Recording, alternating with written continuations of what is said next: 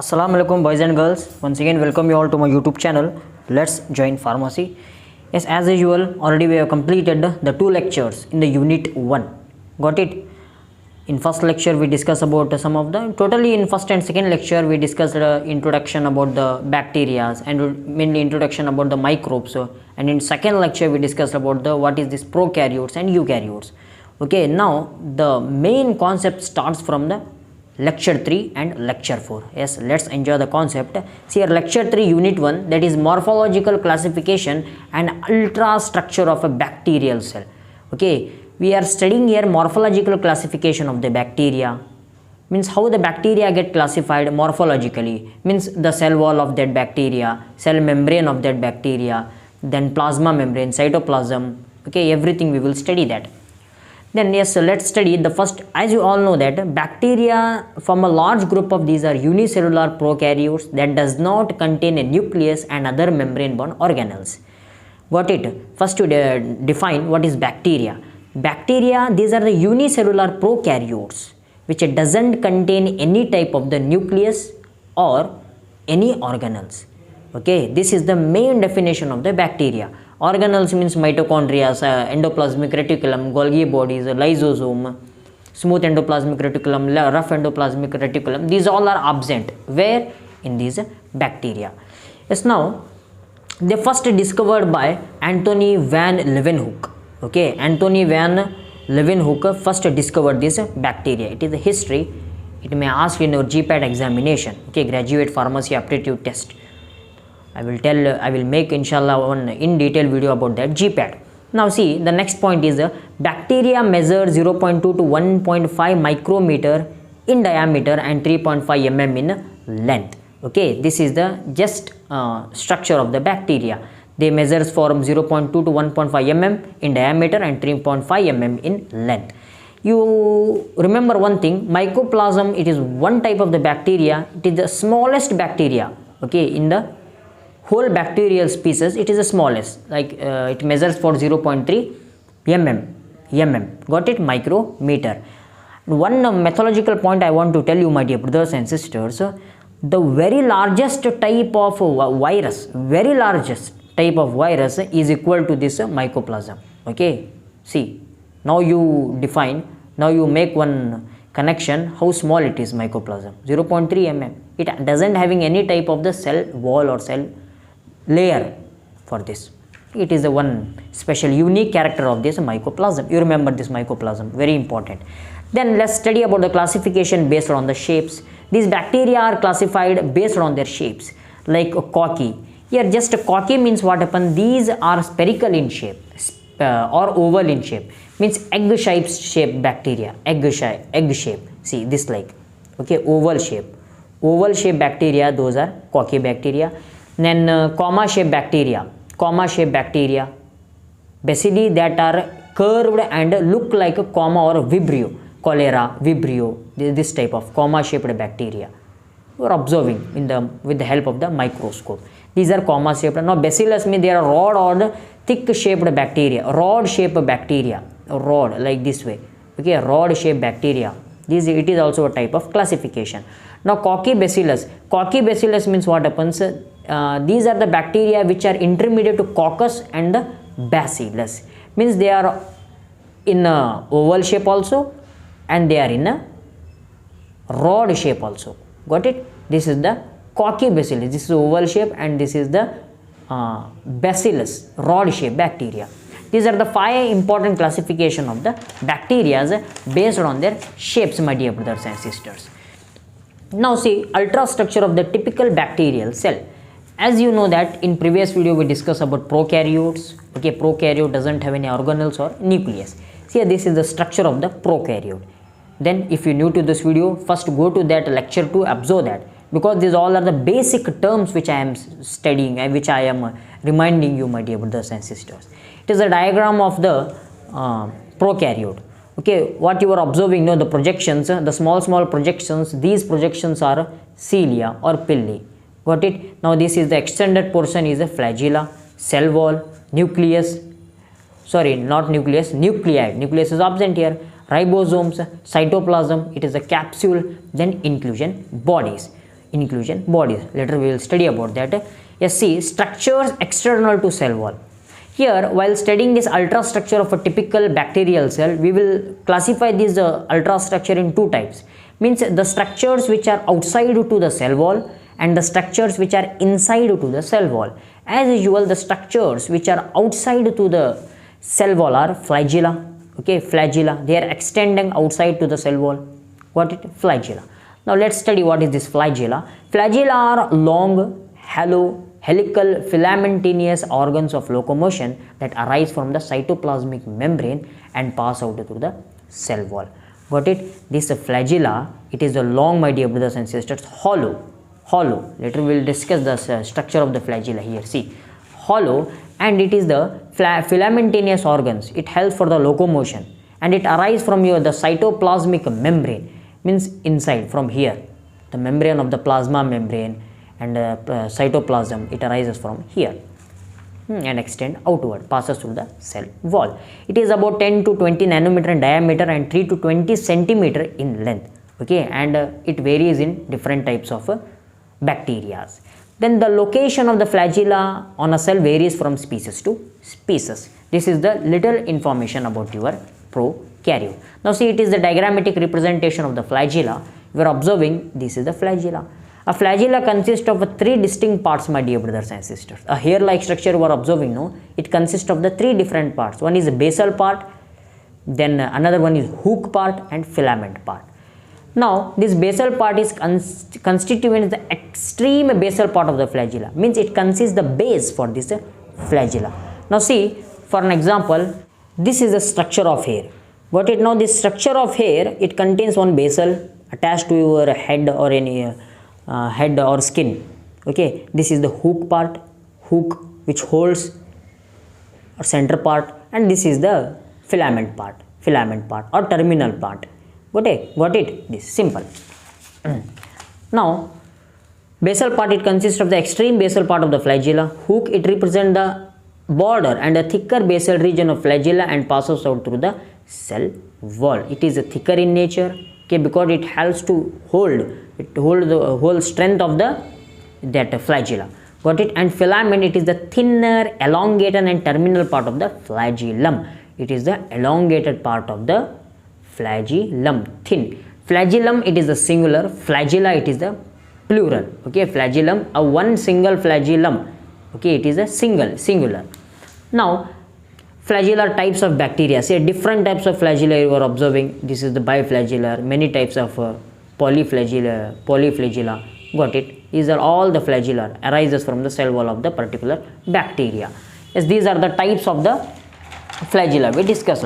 Now the next external study of the the cell wall, that is of a pili or fimbriae. Okay, singular means a single pili is known as a pilus. Got it? They are hollow, non-helical, filamentous appendages that are thinner, shorter and more numerous than flagella. They are greater in number than we compared to the flagella. See here, these are the pili, okay, or fimbriae, which these are projections arises from the surface of the cell wall. Got it? And this pili occurs in both flagellated and non-flagellated bacteria.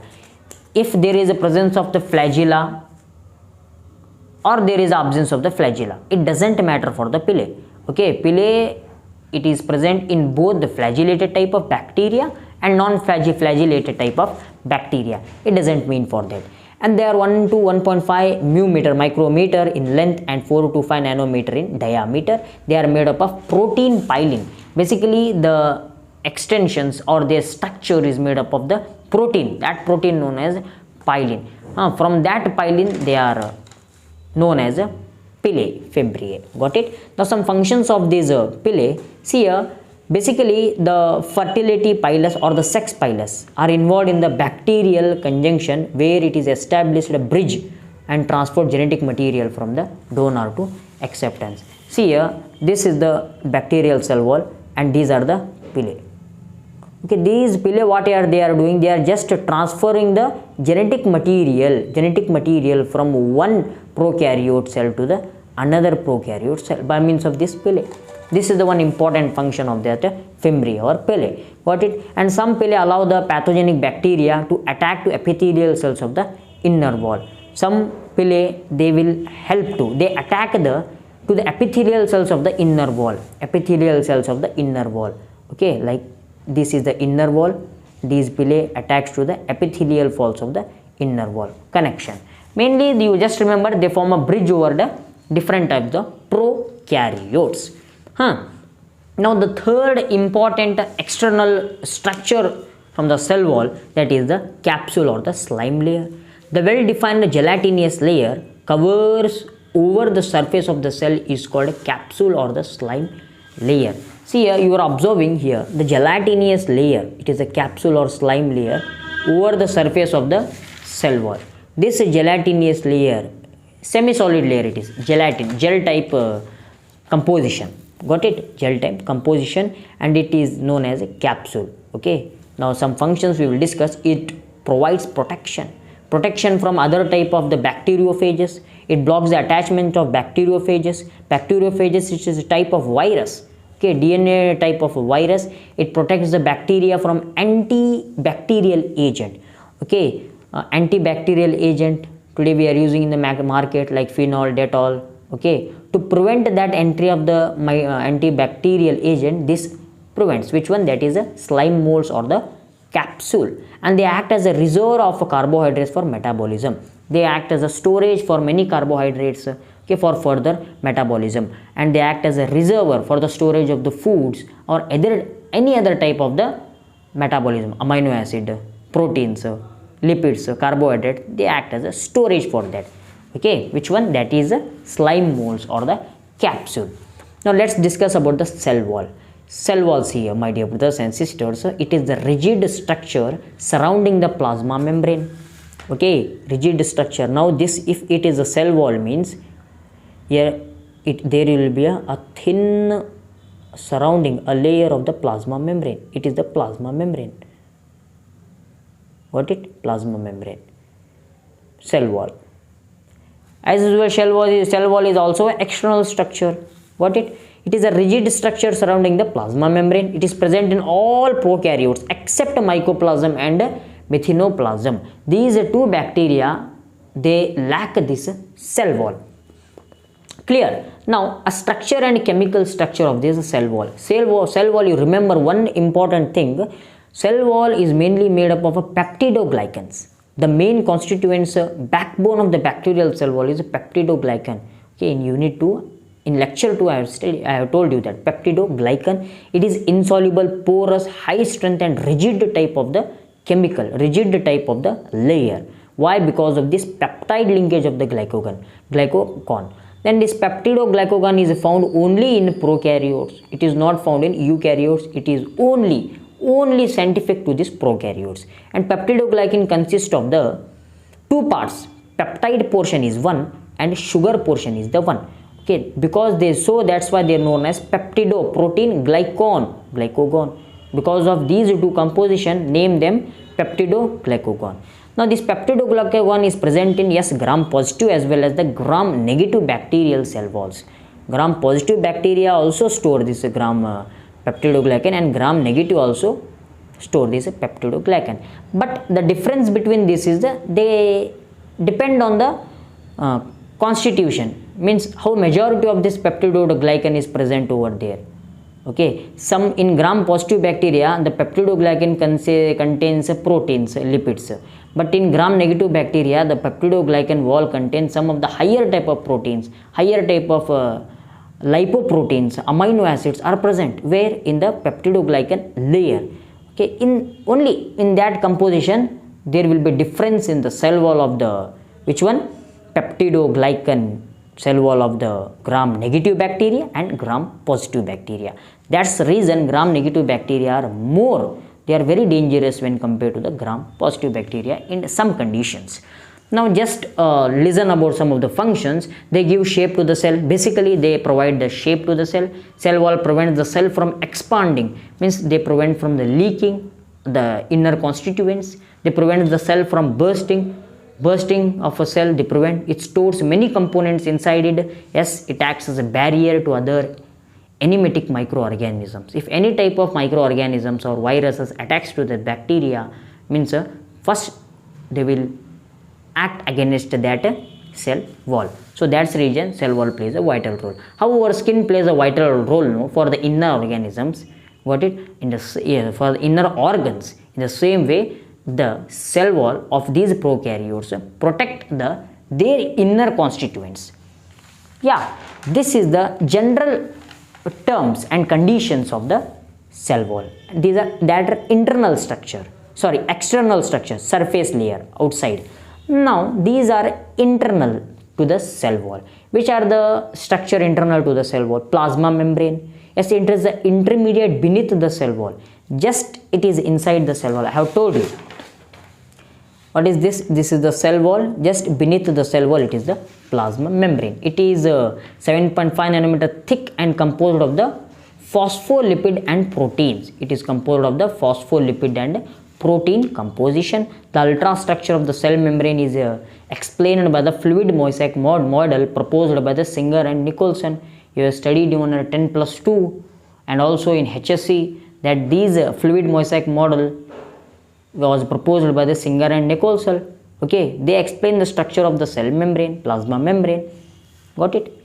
Then the phospholipid form a bilayer in which most of the proteins are firmly held, called intrinsic protein and extrinsic protein. Mainly phospholipid, it is the bilayer which is present in the plasma membrane, and they are constituents of the two types of protein. One is intrinsic, another one is extrinsic. Intrinsic means they are held tightly, grip with the help, they are held tightly. Such type of proteins are known as intrinsic, and if they are arranged in a loose manner, such type of proteins are known as extrinsic. Then some functions we discuss here. They act as a differential permeable barrier, means permeable, they allow us to enter many type of the nutrients or any type of the important things into the cell wall. Which one? That is a plasma membrane. Then regulating the flow of materials in and out of that membrane. It contains various enzymes involved in the respiratory metabolism and the synthesis of the cell wall.